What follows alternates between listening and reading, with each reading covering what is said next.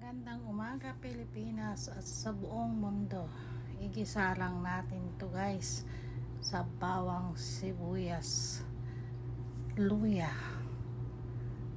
Ganyan lang siya guys. Pag lumabas na yung aroma ng mga bawang, sibuyas, luya niyan, ilagay na natin yung ating manok na puro Thai. Ganyan lang siya guys. Sangkot sa mong mabuti hanggang sa lumabas yung katas. Medyo patuyuin mo bago mo siya lagyan ng rekado guys, tulad ng patis, paminta, betsin, konting betsin lang guys, malik sarap, oyster sauce, dahon ng laurel, at syempre ang toyo, ketchup guys.